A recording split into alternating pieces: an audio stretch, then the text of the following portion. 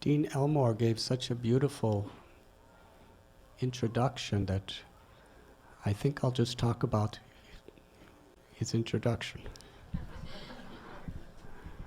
Since the title of today's talk is Yoga and Psychology and how to be a change within this world,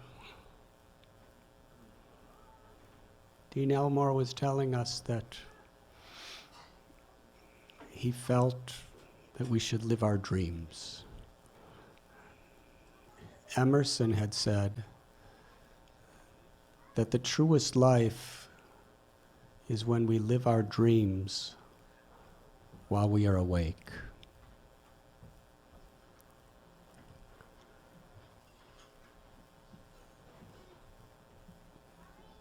And that is not a matter of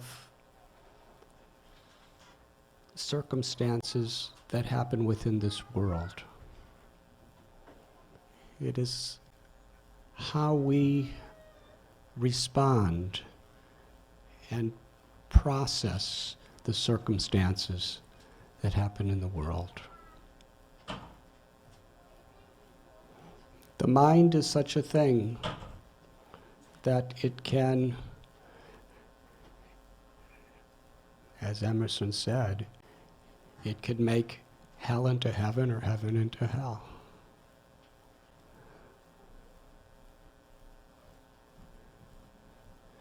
Now, psychology, as it is studied in universities, is a great science to give stability and a deeper sense of real insight to the mind.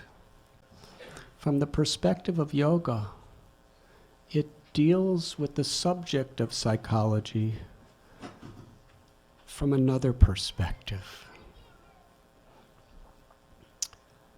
An example is given that if there is a disease of boils on the body, one way to treat it is to deal with the symptoms by putting ointments or compresses on the boils to actually cure them. But if there is a disease in the blood, no matter how many boils we cure, they're going to keep coming. So what is the deep underlying disease that causes anxiety and suffering within this world? The Bhagavad Gita, which is one of the great scriptures on which yoga is based, explains that this disease is avidya, or ignorance. Ignorance of who we really are and what we really want. One thing that every living being has in common is we are all seeking inner fulfillment. This is described in the Vedas, anandamayo bhyashat, that every living being is seeking pleasure. We have that in common. Whether one is a man or a woman, or whether one is black or white or red or yellow or brown, or whether one is a Hindu or a Buddhist or a Muslim or a Christian or a Jew or a Jain or a Zoroastrian, or whether one's rich or poor or from the east or the west, whether one is a human or a dog or a cat or a cockroach. Do you ever have cockroaches in your house? Or a bed bug? In Boston, I heard there's a lot of bed bugs. Well, those bed bugs are after the same thing that you're after.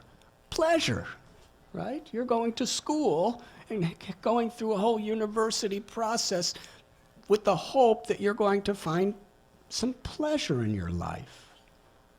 Well, the bed bug is biting you in bed looking for pleasure. We are all seeking pleasure. It is our nature.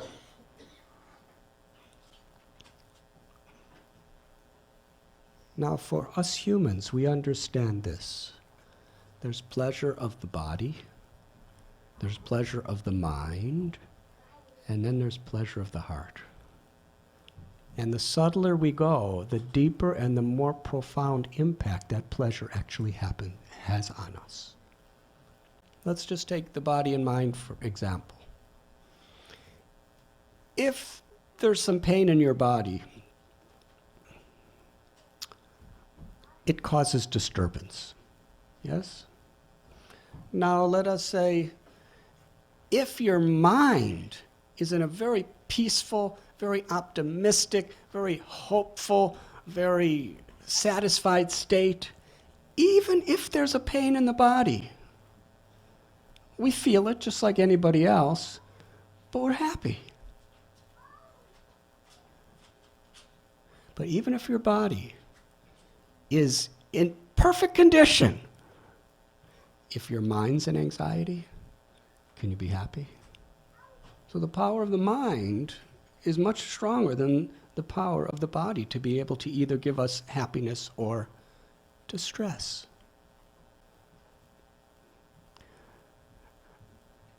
One of my dearest friends, his name was Bhakti Tirtha Swami.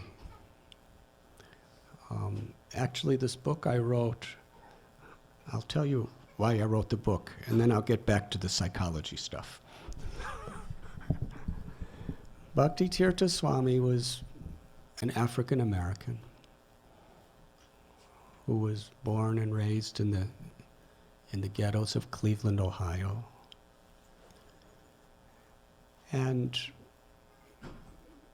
in those days, in the 1950s and 1960s, if you're African American, if you're born in the ghetto, it's 98% chance you're going to live and die in the ghetto. There was no real equal opportunities. In the Constitution and in the ideals of the country, there was. But in real life, there just wasn't. Dr. Martin Luther King, inspired by Mahatma Gandhi. There's a real connection between America and India. He went on a campaign to bring civil rights through nonviolence. A war with a weapon was faith and integrity, not guns and bombs.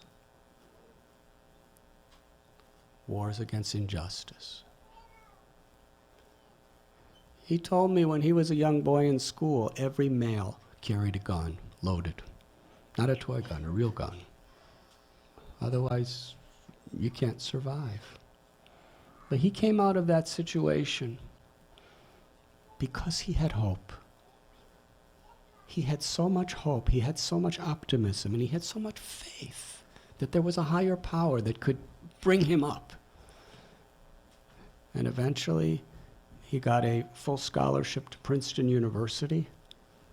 He did hard work, but it wasn't just his grades. It was his personality. He attracted people to want to help him. And he was a civil rights leader in Princeton University. And ultimately he graduated. And then he became a very, very deeply spiritual person in the same tradition as myself, the Vaishnava or Bhakti tradition of India. He wrote about 15 books, traveled all over the world, had many followers. Nelson Mandela, Muhammad Ali, Alice Coltrane would come to him for guidance. About 5 years ago, he called me. He was in his last stages of melanoma cancer. He said that he felt he only had three more days to live. I drove about 6 hours to rural Pennsylvania where he was. And we spent some time together. The next day, I remember I had to leave. I had lectures, I had meetings, and they were set up long in advance, and they were really, really serious. I just had to be there. So I went to his room to say goodbye to him, But before I could say a word, he said, "I want to die in your arms. Stay with me." I said, "I'm here. As long as you live, I'm here at your bedside." I canceled all my meetings. Anyways, he stayed around another 8 weeks. And those were some of the most meaningful days of my whole life. And I remember one day he was in his worst state as far as physical condition. The cancer, he had tumors all over his body, his leg was amputated, he was emaciated, and his whole body one day was just trembling due to pain.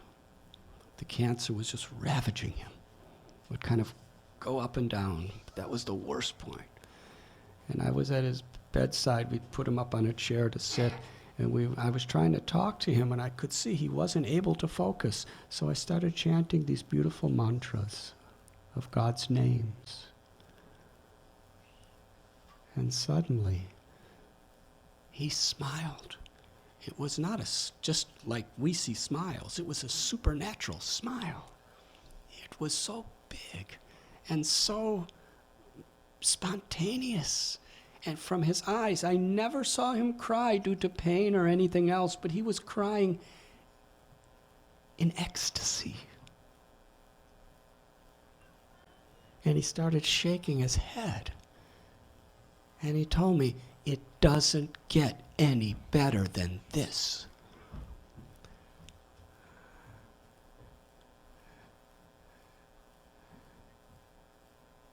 And he said, "I would not trade my position for anyone else in the world, because I am tasting the sweetness of that inner love for God in my heart and God's love for me more than I've ever.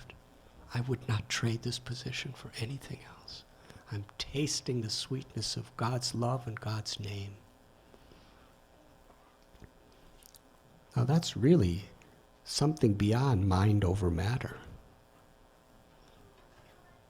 His physical condition and the pain didn't change, but he was accessing something so deep, so beautiful, and so wonderful that it made the physical condition just a detail in life. In fact, the physical condition helped him to access that. So to learn, to see the opportunity in every situation is a very important part of the psychology of yoga. To access who we really are and the joy that is within us. According to the Bhagavad Gita, there is the body, there is the mind, and there is the Atma, the living force. That living force is what's seeing. Who is seeing through the eyes and tasting through the tongue and hearing through the ears, thinking through the brain? Who am I? The Gita explains that that living force is Satchit Ananda. Najayate mriyate va kadachit. Unborn and undying. It's eternal. And by its own inherent nature, it's full of happiness. And from the yoga perspective, the divine is so closely and so intimately connected because that living force is a part of the divine, a part of God. And this is a universal principle. In the Bible it is said, the first and great commandment is to love God with all your mind, all your words, with your whole heart, mind, and soul. And if one does that, then naturally we learn to love our neighbor as ourselves, because we see that eternal spark, that source of consciousness that is within us, that is a part of God. is the same in every living being. Wherever there's life, there is the presence of that sacred spiritual spark. So when we love God, when we know ourself, we actually see every living being as our brothers and our sisters. We actually perceive the sacredness of life. In the 5th chapter of the Gita, there's a beautiful verse. Vidyavanaya sampane brahmanika vihastini sunichaiva swapakeja panditasamadarsana. Real wisdom is defined in this way: the ability to see every living being with equal vision. Not that we just see the equality on a social level, or to try to create, more social peace, because that could change. But to actually identify and love every living being by seeing wherever there's life, there is a sacred part of God. There is a deep and true relationship. When love of God awakens within the heart, the test of that is not what religion we follow and what rituals we perform or how loud we can speak on the campus green. The real test of love of God, which is universal, the essence, is how we are instruments of compassion to every living being, without prejudice, without judgment, to be an instrument of that compassion that is within us.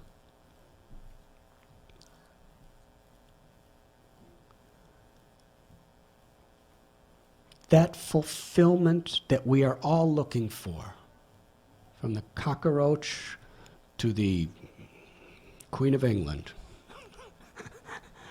and everyone else in between. It's love. The most fundamental need for all living beings is to love and be loved.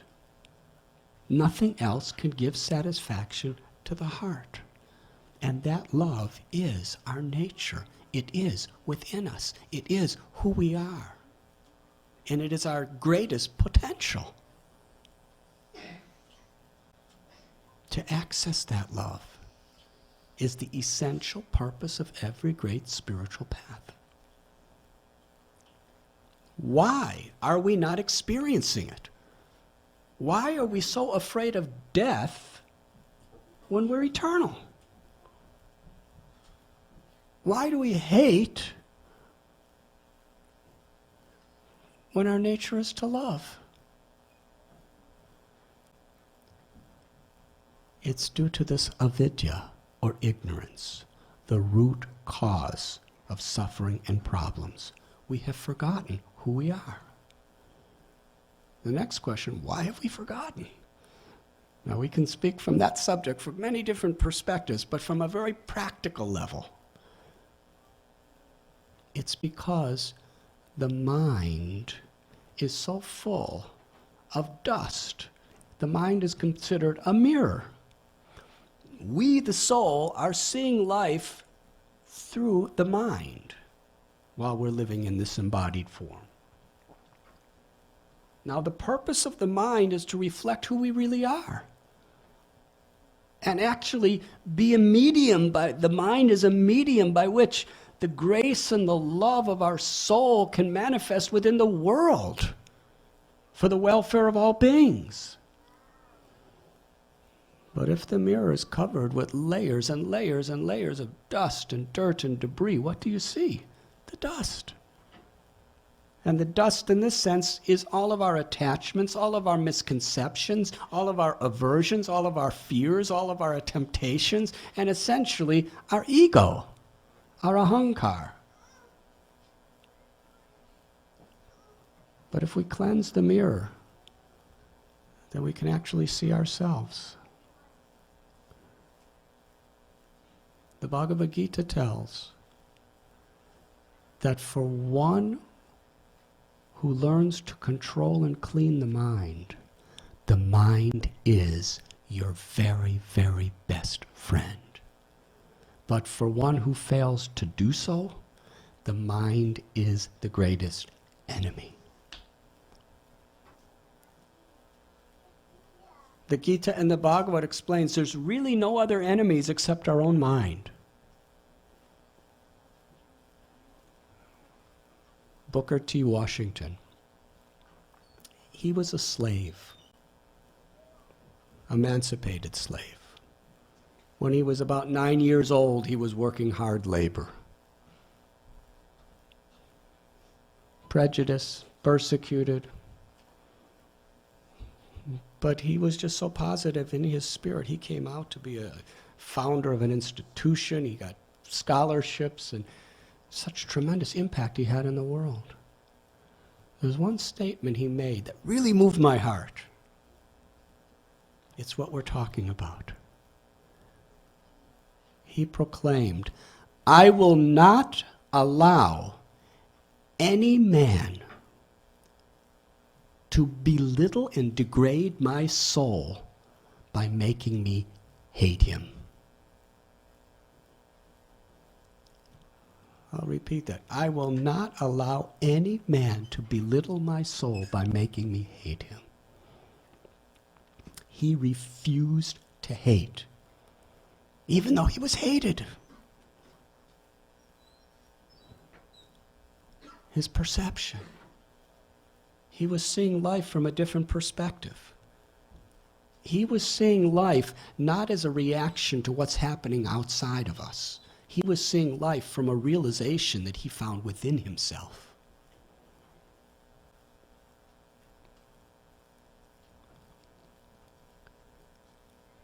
Michelangelo, he was asked, "How do you carve these beautiful statues?" He said, "When I see a crude block of marble or stone," he said, "I see the finished product of the statue. From the very beginning, I see it right there. And then all I do is I just chip away those things that obscure it." Life is so much according to our perception, our vision. These are very practical, historical explanations of how people trained their mind. We've all heard the story about you can see the glass as being half empty or half full. You could complain that it's half empty, or you could rejoice that it's half full. It's the same thing. The reality is, in this world, we have a little bit of control over some things, but we really don't have much control over everything. I was recently talking to my father on the phone. He's 87 years old. I called him to wish him happy birthday on November 13th, just 3 days ago. He said, "I don't feel like I'm 87, but I'm 87. And he was talking, he wants to come to India in January. And he was saying how, if only I was younger, I would love to just come, so much. I love your people there so much. So old age is not within our control.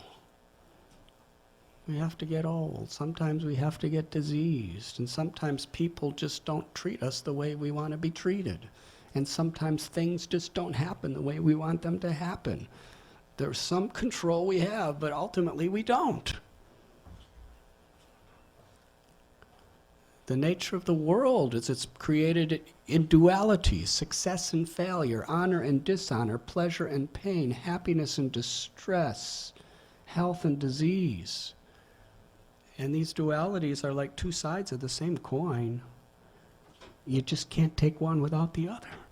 They're going to happen. But one thing we do have control over is how we're going to interpret it and how we're going to respond to it. Are we going to respond to hatred with love? Or are we going to respond to hatred with hatred?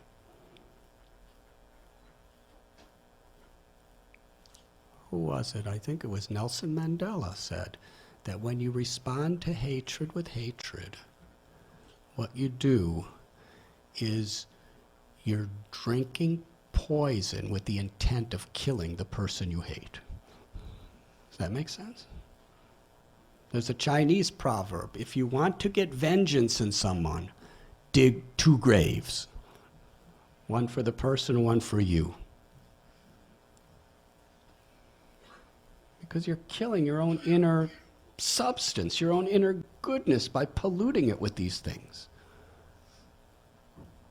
So yoga, or real spirituality, teaches us the tools by which we actually learn how to control our mind on the basis of the real substance of who we are. There's a beautiful example in the Bhagavad Gita that the body is like a chariot and the 5 senses are like 5 horses. And the mind is like the reins, the ropes that are meant to control the horses, which determine the direction of the chariot. The intelligence is the chariot driver. And the Atma, or the eternal soul, the true self, the part of God, is the passenger. Now, if the intelligence is guiding the mind, which is guiding the senses and the body according to the will of the passenger, then we're going really in the right direction. But if the passenger is just at the whims of the uncontrolled senses and horses of the mind, then we're in a very, very difficult situation. So yoga is to harmonize the body, the mind, and the soul, so that they're all working for the same purpose.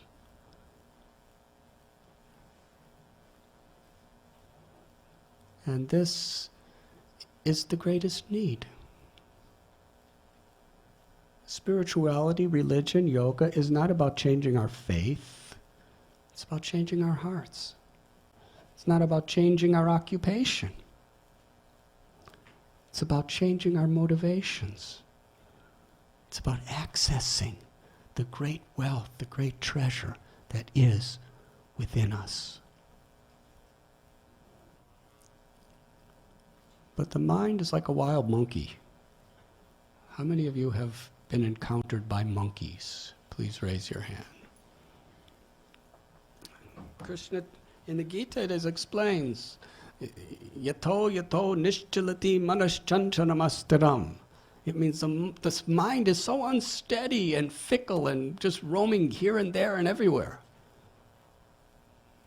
I read a statistic that the mind has an average, for a human being, whoever you are, 60,000 separate thoughts every day. How many of you have ever tried to meditate?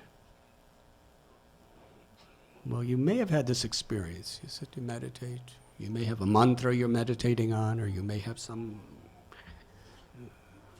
object of meditation, and then your mind starts going off. You start thinking about what somebody said about you yesterday. Or you start thinking about what I have to do tomorrow. Or you start thinking about the car you used to drive in 1965. Or you start thinking about the loss of a loved one. Or you start craving for the cookie that's on the kitchen counter waiting for you. And then suddenly you become aware that what happened to my meditation? It's the nature of the mind. The mind's like a monkey. And according to the yoga process, the best way to control the monkey of this mind is to give the monkey a higher engagement. When we experience, like my friend Bhakti Tirtha Swami, when we experience something higher, something deeper than all these flickering little dualities that come upon us in this world, then we become steady. Some years ago, my mother and father came to India to visit me. And outside of Bombay, I took them to a place called Elephanta. It's an island. It's about a 40-minute boat ride from the gateway of India on a ferry. Took my mother and father. It's the first time they were in India. And it was a culture shock for them, but they didn't know what was about to happen to them. So, they were just seeing poverty and colors and music and smells and flavors that they never experienced before. And they were actually, really trying to understand it all. And then we got off the boat and we started walking through this forest toward a cave where there's an ancient statue. And as we're walking through the forest, a monkey jumped out of a tree and stood right in front of my beloved mother, who was born and raised in Chicago.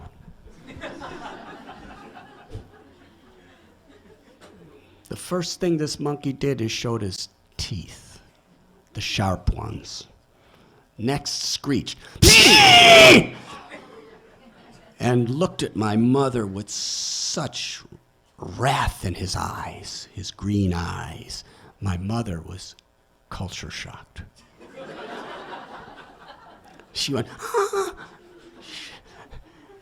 And within a second, that monkey jumped right at my mother and grabbed her purse.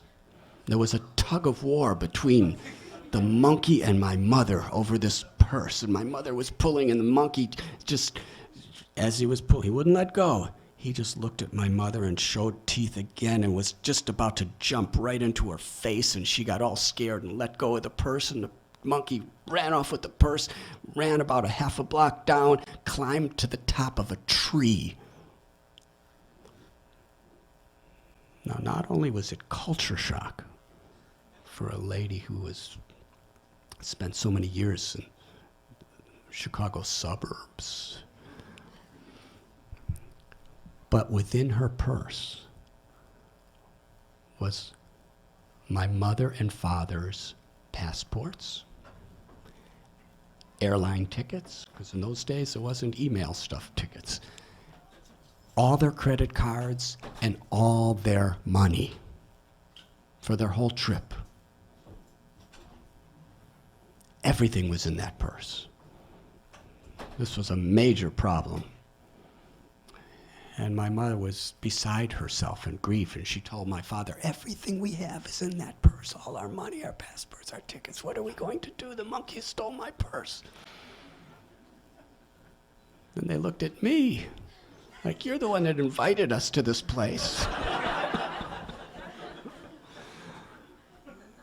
So, from my experience in India, I happened to see a little ways down, there was a person selling fruit just sitting on the ground with a little blanket and fruit on the blanket. And I ran over and I didn't have any money, and my parents had no. The monkey had all the money. So I borrowed a banana. And I ran over to that tree, and the monkey was way up there, and he started looking inside the purse, and he was going to eat everything. I don't know what he was going to do. So I took the banana, and I aimed really as good as I could, and I threw it toward the monkey. And the monkey saw that banana coming toward him, And in order to catch the banana, he dropped the purse. And I quickly grabbed that purse, and that monkey couldn't care less. He had his banana. He was peeling it and eating it and totally happy. And I brought the purse back to my mother, and she was really proud of me. I've never seen her so proud of me. When I came back to America months later, all my relatives and friends, and they were all talking, you saved your parents from the monkey. They're so proud of you. Anyways, my mother, the first thing she said was, pay the fruit vendor for the banana. I forgot all about that, but mothers are there to remind us. But I was meditating. The mind is like that monkey. The way to keep the mind from causing so much trouble in our life is to give the monkey of the mind something higher. Something that's really fulfilling and satisfying to it. Then it doesn't have to go and start having illicit relations, and it doesn't have to go and, be a victim of greed and arrogance and anger. If you have something higher that you experience, and that higher thing is within us.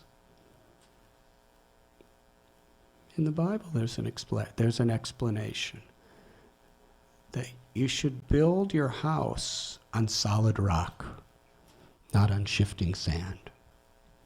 Because if you build it on shifting sand, a storm comes, it's going to fall. If you build it on solid rock, any storm comes, and it's going to stand. So what is our mental foundation? If we build our foundation on deep inner satisfaction, then the inevitable storms that come in our life cannot really disturb us. We deal with them with a clear mind. We deal with them with integrity and with character. With love. Otherwise, if the stability of our mind is based on the circumstances that are coming to us from outside, then the inevitable will happen, and our character and our integrity will be compromised. And our satisfaction in life will be compromised. So we're all looking for fulfillment. We're all looking for love. Yoga. And from this perspective, in the broader sense, yoga is, in Sanskrit, that which harmonizes, reconnects us with the divine within. That is the meaning of yoga.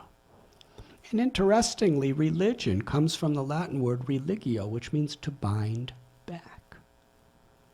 To reconnect us with the essence, with the love that is within us. And when we do that, we have a strong spiritual foundation that whatever may come in this world, we deal with it with integrity to make real positive change. Dean Elmore was talking about how much he loves stress. Now that was a unique perspective, but as far as I could see, Dean Elmore, you're a yogi. Because that's what yogis do. They love stress. Because they see the opportunity to grow in stress. Because it's there. If we manage stress properly by having a clear mind, then it helps us to grow. If we don't, it can cripple us. Common examples. An athlete. An athlete needs stress to grow. A weightlifter, there's resistance, right? He's lifting weights. If the weights aren't heavy enough, he's not going to become any stronger. But if he doesn't, if they're too heavy and he doesn't know how to lift them, then he can pull all his bones and muscles. But if a weightlifter knows how to do it, through the resistance of those weights, he's getting stronger and stronger and stronger. And a runner, when a runner is running, there is resistance, there is stress on the lungs. They're pumping and pumping and pumping. If he knows how to do it properly, he's going to become faster and gain endurance through that process. And a student, there's exams. Who likes exams? Now, some of you do. You yogi students, you like your exams. But I went to school at one time and I didn't like exams. Most people don't because there's stress. You have to cram, you have to study. There's a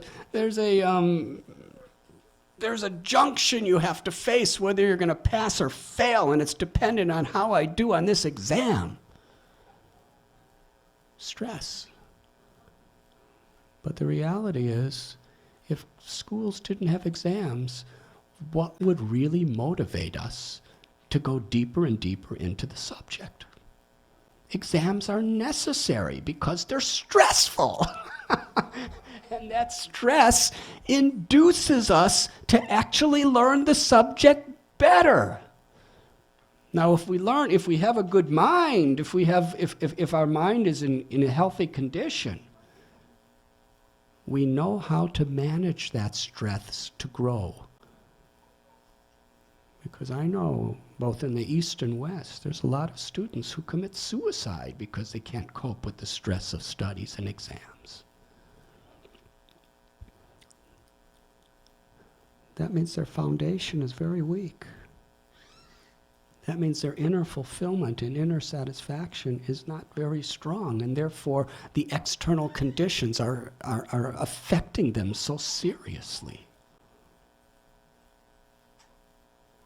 The Queen of Jewels, the diamond, is nothing but common coal that has, through the wisdom of nature, been transformed due to immense pressure. And gold is purified by putting it in blazing fire. It's true. When stressful conditions come to us, it's an opportunity to go deeper into our subject and also to take shelter seriously of a power beyond our own. From a spiritual perspective, stress, resistance, crises, disasters can actually impel a person. I can't do it. I'll do the best I can, but I need help. And in that situation, I remember a few years ago I was on an airplane from London to Bombay. I live in Bombay, Mumbai. And as we were flying through the sky, it was British Airways. There was all this buzzers going off and alarms. And then they said, we are having an emergency. We are going to have an emergency landing. And every 3 or 4 minutes, this alarm went off, and they kept telling us what we had to do. They took the biggest, strongest guys and moved their seats to near the exit doors. And then they told us, how you have to put your head down and put your legs up, and all these ways by which, you're not going to be less chances of being destroyed. And the airline hostesses were teaching everybody, and people were crying, and children were crying, and people were really getting scared. And the airline hostesses, they were as scared as the rest of us, but they had to tell us not to be scared. But hardly anyone could take them too serious. Anyways, when we finally were coming close to the tarmac, we saw from pretty high up about 25 ambulances, fire trucks with their lights blinking, lining the runway. So we realized this is actually a pretty serious subject happening here. Now, trying to be a spiritual person myself, I pray every day, so much I pray, and I chant God's names every day so much, and I meditate. But usually on airplanes, I'm kind of like that, But this flight, I wasn't. When I was hearing these buzzers, and I was looking down at those flashing lights, and I remember my meditation, my prayer was not the slightest bit ritualistic. It was totally unsectarian. There was no ego involved. It was about, I need help. And there's nothing I can do about it. I can't fix what the control system of the airplane went out. What could I do? And I remember thinking, and actually this happened just a couple weeks after my friend Bhakti Tirtha Swami passed away. And I was right at his bedside, holding his hand as he asked me to do. When he passed away, there were hundreds of people all around him praying, crying in love for him, chanting God's names. You were there, Gauravaniji? Wasn't it beautiful? So much love, so much prayer. And those prayers were going on for weeks before it happened, and it culminated at that moment. And I was there with him. And I was thinking, I'm going to go. I might go now, and nobody even knows. Nobody's praying for me. Nobody's chanting for me. I'm just on this plane. So when I was turning to God, this lasted about an hour, this emergency landing, the whole process. At a certain point, I can tell you honestly, no pride, I felt totally liberated and fearless. It just didn't matter anymore. Because I just had to go so deep, there was nowhere outside to turn to. I had to go to God within my heart, and I turned. And when I was chanting his names and praying, it was not any longer, save me. It's just everybody I knew, I was just praying to God to bless them and bless my students, bless my family, bless all humanity, bless all living beings. And I was just praying for blessings, and I became so blissful because I wasn't asking for anything for myself. I just was praying for God to bless. And it didn't matter what happened with the plane.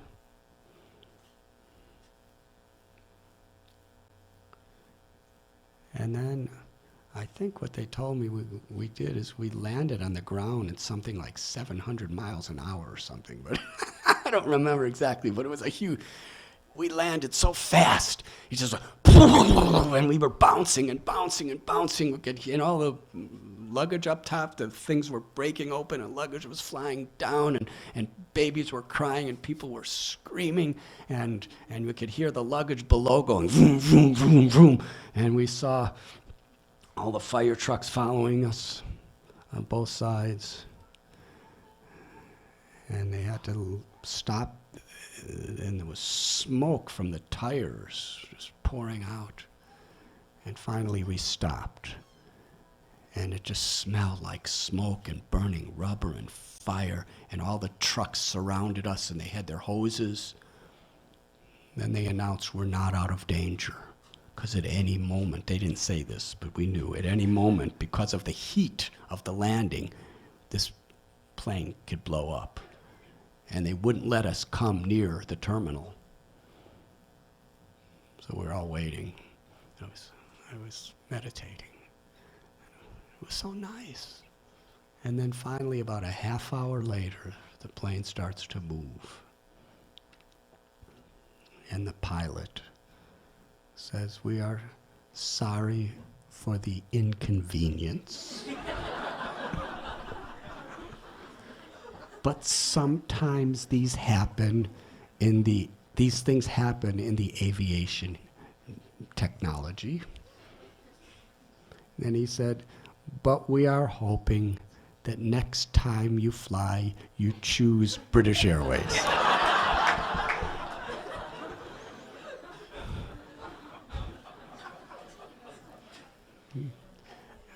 Now, I can tell you honestly, I'm not praying for that to happen again, believe me. But I can tell you, when I look back, I was more God conscious on that flight than any other time before in my life. And as far as flights, stress can help us to really go within and access a divine power beyond our own, wherein we can really be instruments of positive change. Not just superficial positive changes, but based on the deep foundation of love and compassion that we find within ourselves. And in yoga, the asanas, the breath control, the meditation, the chanting of mantras, ultimately it's all meant to bring us, to reconnect us to that spiritual essence that we have, and to perceive the sacredness of that spiritual essence in everyone.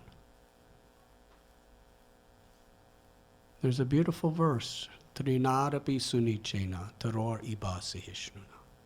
Amani namanadena kirtaniya sadahari.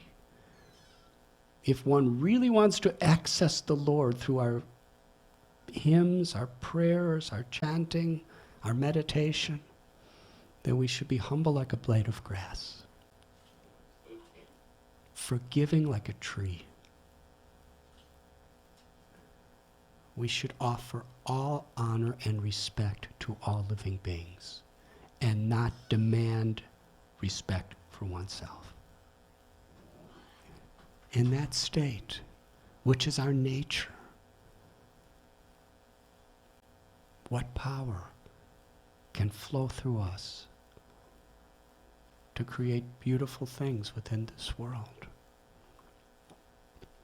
You see, from the yogic or real spiritual perspective, we're seeing things with the understanding that I am, we all are, eternal, divine, parts of God. The soul within us is all beautiful, all loving, and nothing can destroy it. The body and the mind, it's going to be destroyed by nature's course anyway. But as long as we have it, it's a sacred tool. It's a sacred vehicle by which we could do wonderful things within this world.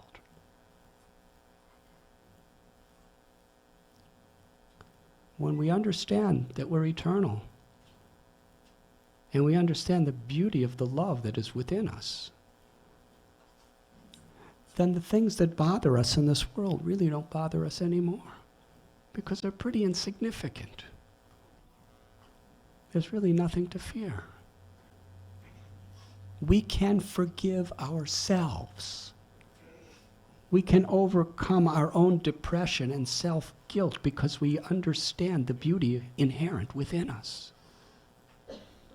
And we can improve in doing so.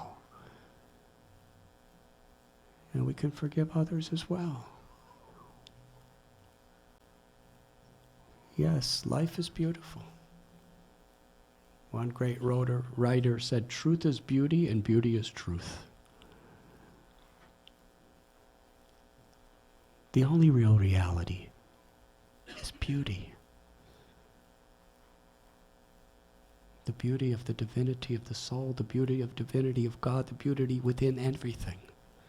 What is all the ugliness? It's a product of ignorance.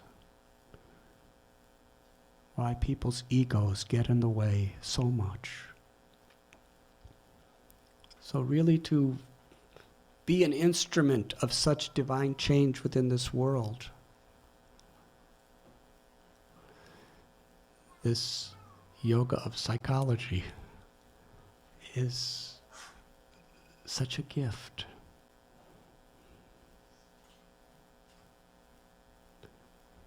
And I've tried to just speak a few words that I was inspired to speak by our beloved Yogi Dean. So grateful that you're here. I'm so grateful to all of you. Would anyone like to ask any questions?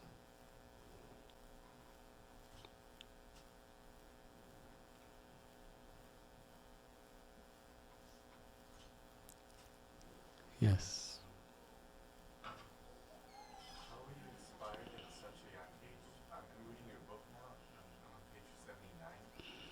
And I really like it. And I'm just amazed at how at such a young age you were inspired to, you have this spiritual yearning and how you like travel all across the world from Europe to India.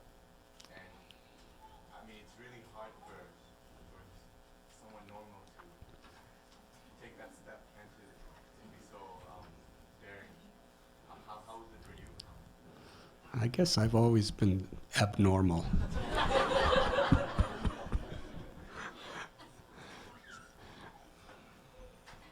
Well, the subject of the book is, I was born in 1950. And by the way, just to get back to where I led you before, I never wanted to write this book. Over a period of about 35 years, whenever I would tell a story about my travels in those days, the common reaction was, you should write a book. And my response was always the same, never. For two reasons. You know, I'm trying to give up this arrogance, and I was thinking, isn't it arrogant to write a whole book about me? I mean, some people could do it, it's all right, but I'm on a spiritual path trying to give up all this stuff. Every page is going to be filled with the words I, me, and mine. And the second reason was that I thought, if I tell the truth, nobody will believe me. Because so many incredible things happened on that journey. But when I was with Bhakti Tirtha Swami for that 8 weeks on his deathbed, one day, very close to the end, he looked up at me and said, "You should write a book about your travels when you were a young man." And I said, never. And I told him my reasons. And he looked up at me. He was laying in his bed. I was sitting at his bedside. He said, "This is not your story. This is the story of how God took a young man on an incredible journey to find the very same thing everyone is looking for, meaning and fulfillment."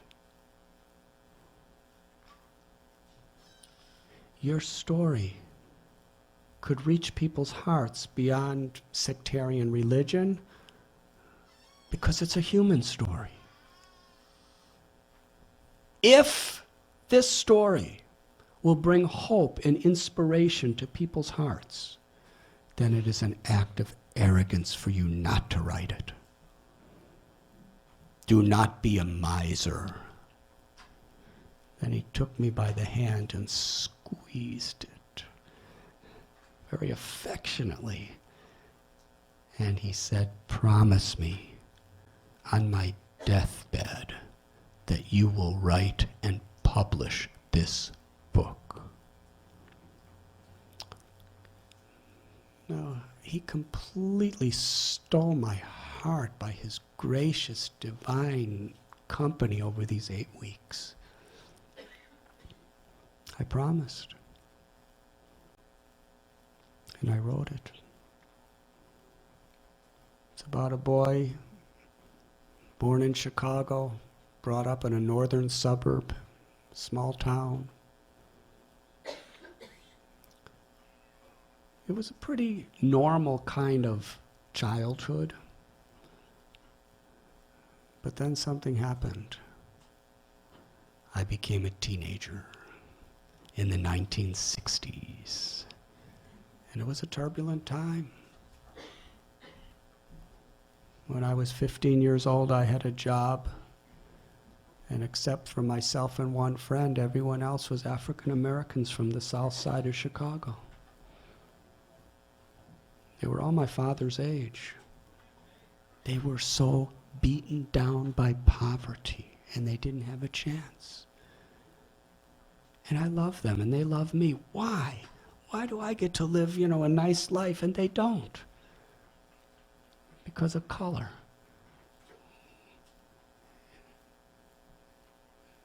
It just seemed like such a contradiction.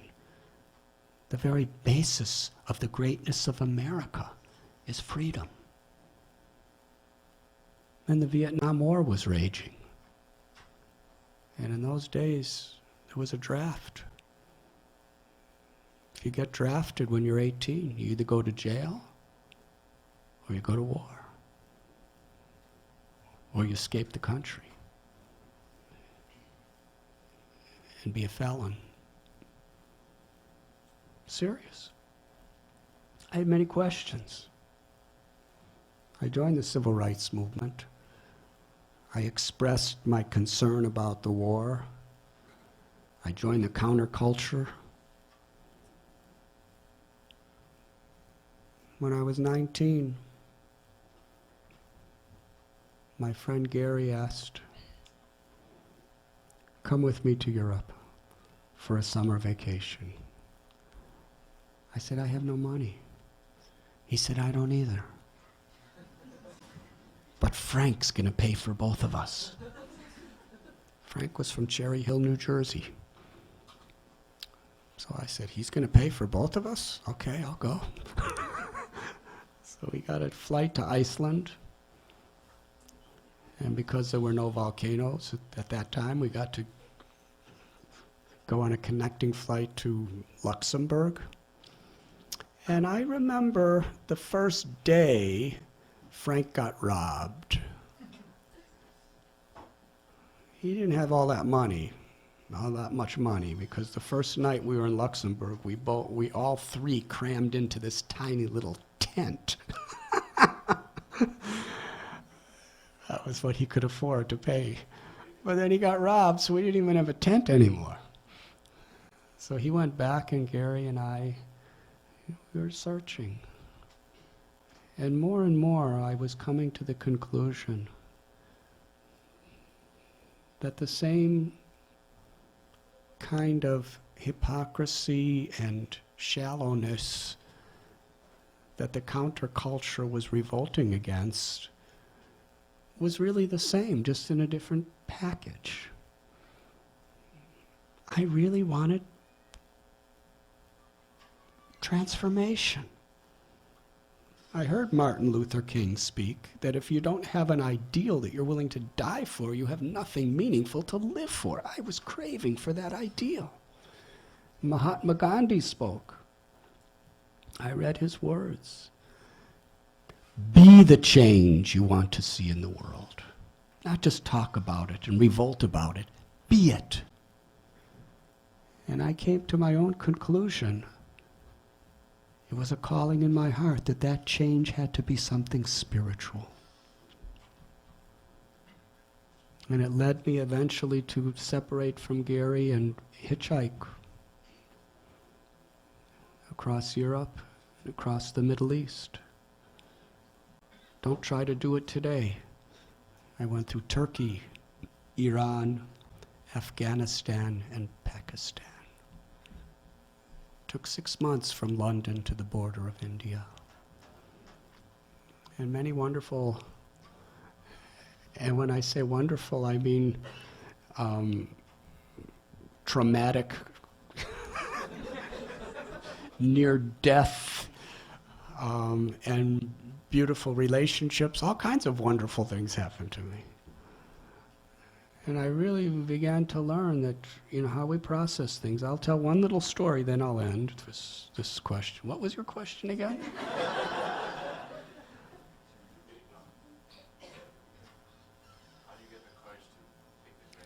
How did I get the courage?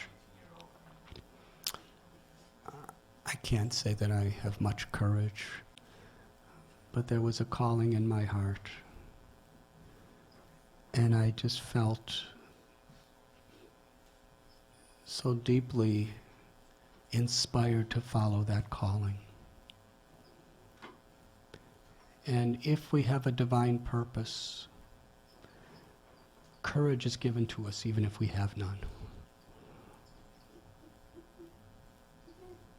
It's important that we follow our ideals and our calling in life. Should I give another quote from Michelangelo? He said, "The greater danger is not to have high hopes and not reach them, but to have low hopes and reach them." Does that make sense? It's a greater danger.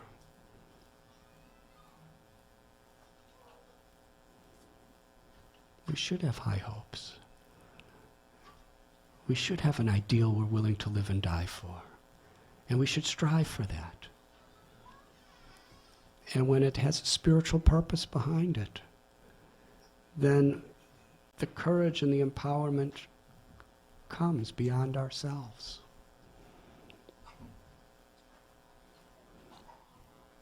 I was always a scared little guy. When I was a little boy, if there was a spider in my bedroom, I would run and cry for my mother to remove it because I was afraid to be in the same room with a spider.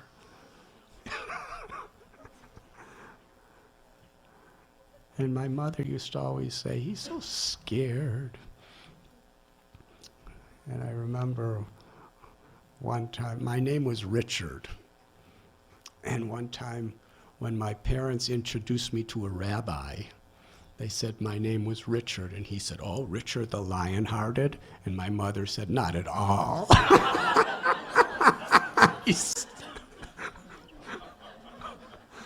So I wasn't courageous. So many things I wanted to do, I was afraid to do. But if I wanted something strong enough, the courage came. And I remember when I was living in the Himalayas, I was living in one cave. You'll get to this in the book. And it was just a little cave. You want to hear this story?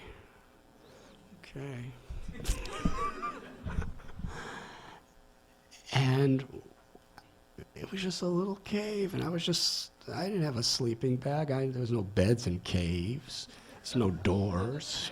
I was just sleeping on a stone, dirt-covered cave floor. And it was night, and I was laying down, and I was going to go to sleep. And then crawling about 4 inches from my face was the biggest, hairiest, scariest spider I ever saw in my life. And he was like lifting his legs like this. Crawling. And he was just about here like this. And there was a little hole about this deep that he was going to go into, this far from my face. And it just brought back the memories of me running to my mother, telling her to remove. And the spiders that I was afraid of when I was a little boy, they were about this big. And this one was about this big. And I was kind of looking at him, because I had a little candle burning. I was looking at him, and I saw his jaws going. I was thinking, God, he could really bite if he wants to. And maybe he's poison, I don't know. And I remember thinking, should I leave the cave and find another one? Should I kill it? Pick up a rock and smash it to death? Or maybe this is God's way of helping me to overcome that fear of spiders. It was a crash course. Now, how to do it? It really works, a change of perception. It's not just theoretical. I prayed, help me grow through this experience. And I realized he's a spirit soul just like I am. I'm looking for happiness in this cave, and he's looking for happiness in this cave too. What makes me better than a spider? He's my roommate.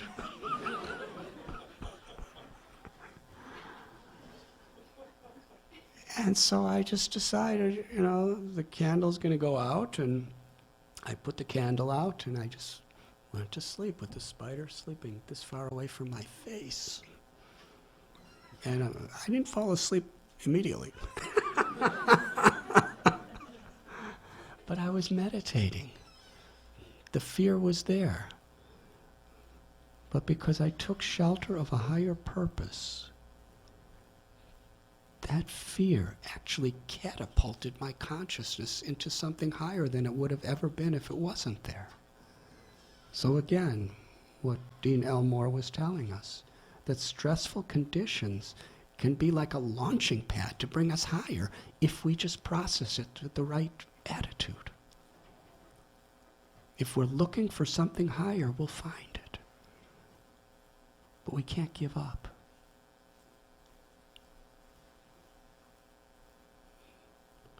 That's failure.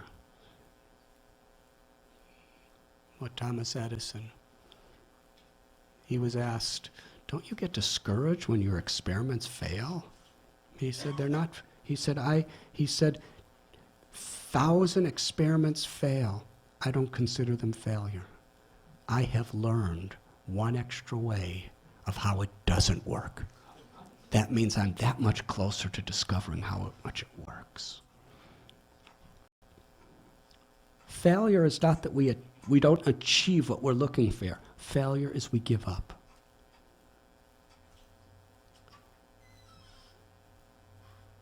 We give up hope.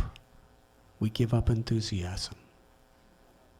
Because with a spiritual dimension in life, it's all about our purpose.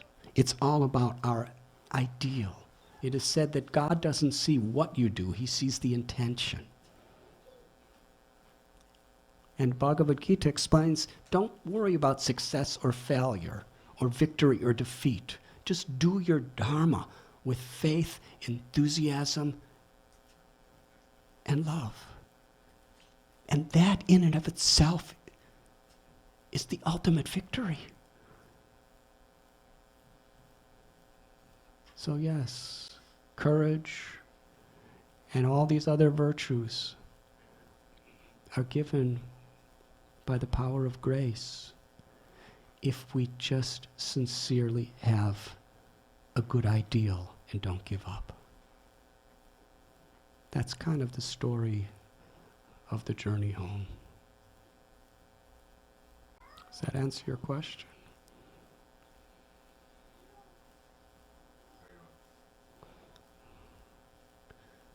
Is there any other question? Yes. We'll do her first.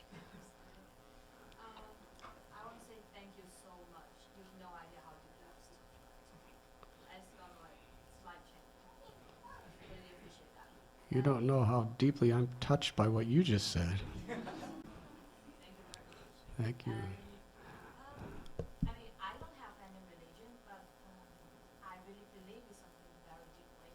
I believe in that, like, human being or I have deeply connection with the natural world and the whole universe. It's like, I believe in pure motivation.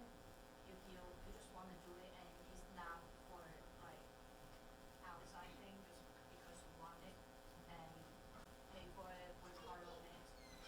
That's my belief. So do you think, I mean, is that a kind of thing, or, I don't know, it kind of bothers me because I don't have religion, so sometimes I question myself, or people like not faithful, or things like that.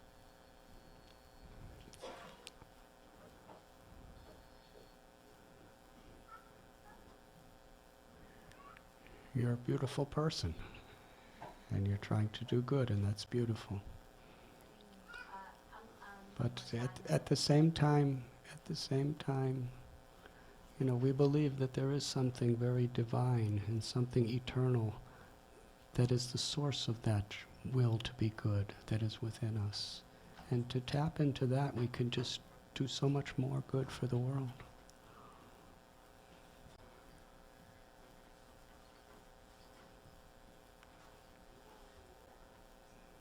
Thank you.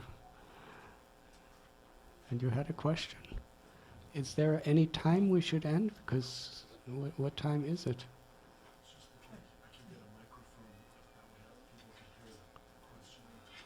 Okay, whoever's organizing, what shall I do? Shall I end or keep going or? I think maybe we would like to, maybe proceed. Yeah, if you could be patient with us, bear with us for just one moment. We'd like to. Sure, definitely. Thank you so much for the wonderful time. I don't mind chanting for us. So we'll do chanting now. Okay, thank you so much.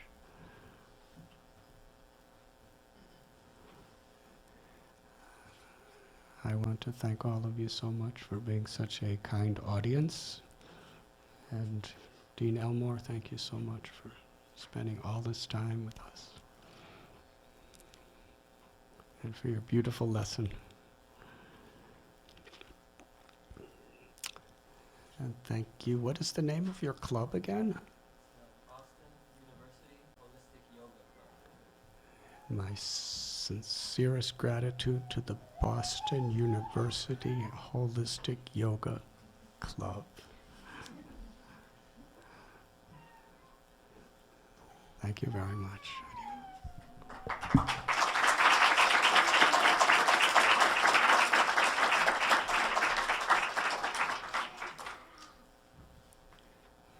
Would you like to chant, Gaurvani ji? I'll chant a little and then you chant, because Gaurvani, can I tell you something about Gaurvani? He's heard this many times. His mother is from the same village that I grew up in.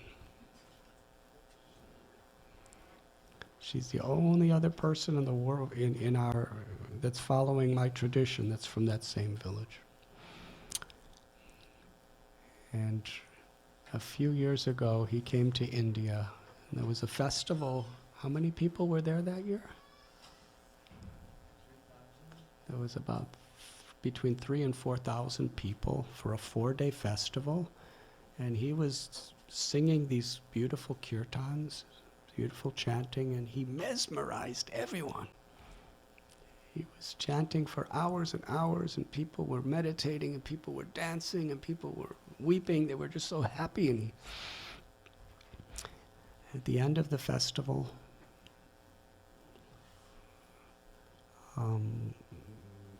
there was just, the organizers were thanking people, and I was thanking everyone. And I asked if anyone wanted to say anything. And Gaurvani stood up in front of almost 4,000 people, And he talked about how he was born in this bhakti yoga culture. But at a certain point in his teenage years, he went astray. But he said his mother prayed for him. And he became very emotional. And he said, whatever I've done for you, it is on the strength of my mother's prayers.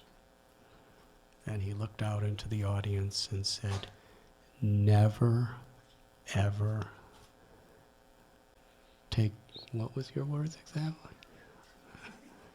He said, never underestimate a mother's prayers. And he had 8,000 eyes with tears in them. And they clapped. This is Gauravan.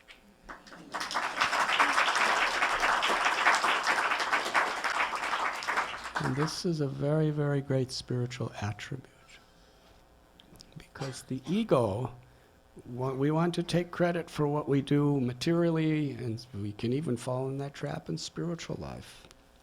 I'm a great yogi, or I'm a great devotee.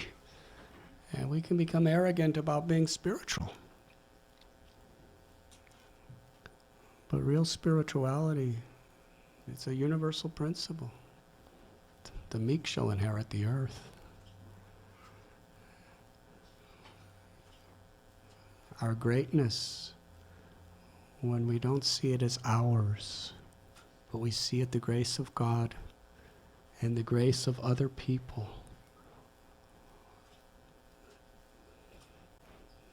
then our greatness, then we can actually be instruments of that grace, when the ego's not in the way. So yes, he's one of the most tremendous musicians and one of the most devotional singers, but he takes no credit. He gives all credit to everyone else. And he loves to do that. And that is it's a spiritual virtue that we can actually find thousands of times more fulfillment giving credit to someone else than taking it ourselves.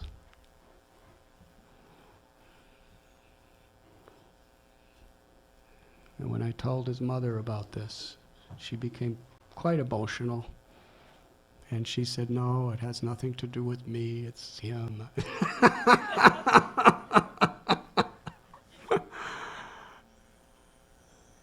It's a family of saints. So now we'll have some chanting.